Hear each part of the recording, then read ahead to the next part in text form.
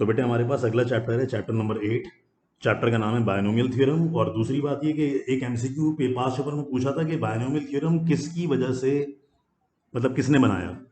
तो binomial theorem के लिए एक मुस्लिम मैथमेटिशियन थे, उमर खयाम। ये नाम याद रखिएगा, ठीक है, ये एमसीक्यू में पूछा जा सकता है। तो उमर बिन खयाम थे जिन्होंने बायनोमियल थ्योरम को इन्वेंट किया था। ठीक, अब इसके जरा कुछ एमसीक्यूज पर आ जाइए। तो पहले तो ये 8.2 के बेटे तीन फॉर्मूलाज तुम्हें याद करना है। समेशन एन बराबर है n n plus one upon two, summation n square बराबर है n n plus one two n plus one upon six, summation n cube के लिए बेटे वही फॉर्मूला है ऊपर वाला, सिर्फ ऊपर वाले फॉर्मूले पर पावर में क्या है, पावर में स्क्वायर लेनी है आपको, ठीक है।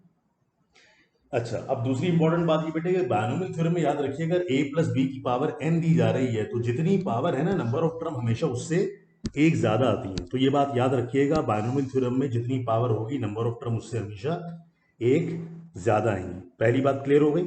अब दूसरी इंपॉर्टेंट बात सुनिए। तो बायनोमियल थ्योरम के अंदर अगर पावर आपके पास n है तो आपको नंबर ऑफ टर्म एक ज्यादा मिलेगी, पहली बात। इसी तरह बेटे अगर पावर आपको 11 दी जा रही है तो नंबर ऑफ टर्म्स कितनी मिलेंगी, नंबर ऑफ टर्म्स आपको 12 मिलेगी। जितनी पावर होती है नंबर ऑफ टर्म हमेशा उससे एक ज्यादा होती है, ऐसा याद रखना है आपको। ठीक है, क्लियर हो गई बात ये। अब जरा अगले एमसीक्यू पर आइएगा।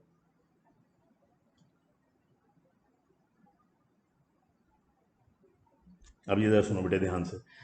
अब अगर आपसे क्वेश्चन में पूछ लिया जाए ना कि the coefficient of first term in the expansion of a plus B की पावर 8, मतलब कोई सा भी बेटे बायनोमियल आपको टर्म दे दी जाए, दो टर्म दे दी जाए और पावर 8 दे दी जाए, तो जो फर्स्ट टर्म का कोफिशिएंट होगा ना वो हमेशा 8 कॉम्बिनेशन 0 होगा।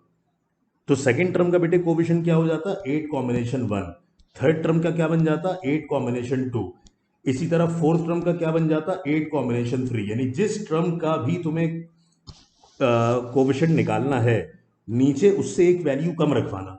अगर फर्स्ट टर्म का कोविशेंट बताना है तो 0, अगर सेकंड का बताना है तो 1, अगर थर्ड का बताना है तो 2, अगर फोर्थ का बताना है तो 3।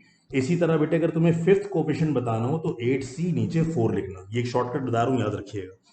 तो जितनी भी पावर दी जाए ना उसका कॉम्बिनेशन लेंगे आप, फर्स्ट टर्म के लिए 0 के साथ, सेकंड टर्म के लिए 1 के साथ, थर्ड टर्म के लिए 2 के साथ, फोर्थ टर्म के लिए 3 के साथ, फिफ्थ टर्म के लिए 4 के साथ।